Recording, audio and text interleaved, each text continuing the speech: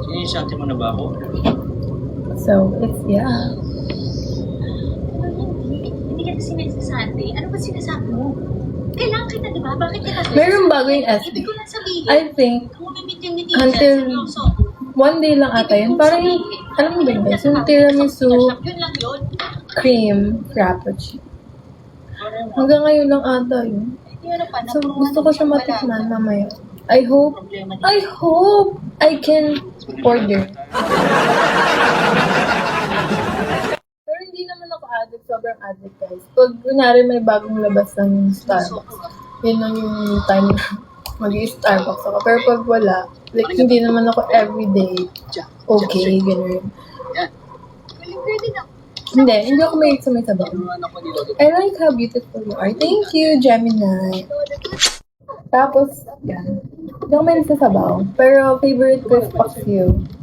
Paksiw hindi naman masabaw, right? Like, ano lang. A little bit of Hindi na po alam kung sauce. Hindi ko yung sabaw. Anting sabaw. Hindi na. bakit po. Hi, Jeffrey. Pero yung sabihin mong sabaw, like nilaga, Mas okay na wala siya. sinigang, no. Hindi ako, Ito, try mo. I'm not into sabaw talaga. Morning, Chief. Yes po, Thank you, Chief. Jeffrey. Sabi ko kasi, ongoing pa raw po yung title verification. Tapos, ano may Kaya, usually, pag kunwari kakain sa labas, Japanese food, Chinese food, Korean, it's okay. Pero top tier ko ang Chinese tsaka Japanese food. Maglaro ah. Thank you, Zoro. Pero yung 50 pesos, please. Philippine food, actually, hindi na ako masyadong kumakain or nakakain ng Philippine food talaga. Pero masarap din naman ang Philippine food. Of course, I'm a Filipino, so I like Philippine food. Ano na pag like yung bangus, mahilig ako sa bangus guys, yung boneless bangus. Usually yun yung pag nag-grocery ako, mag-prepare ako ng pag sa umaga or tanghali, boneless bangus. Yung marinated na, ganun. Favorite ko yun. And, gusto kong kain. Bicol Express, laing. Bicol Express kasi Bicolana din ako, kaya mahilig ako sa maanghang. So, Bicol Express, laing. Masarap yung laing sa amin. Lalo na pag like, pumunta ka ng Bicol.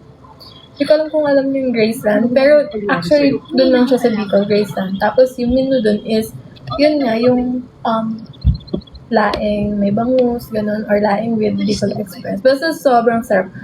Pag umuwi ako sa amin, never ko nakakalimutan kumain doon. Graceland, guys. Graceland, yung name ng restaurant. Tapos, dati sa Bicol lang din, I think, yung Bigs. Ganun. Nagluluto din sila ng like, Bicolano foods. Ganun. Pero I think, nakalabas na siya ng Manila. Or branch out na sa Manila. Oh, mahilig din ako sa matcha.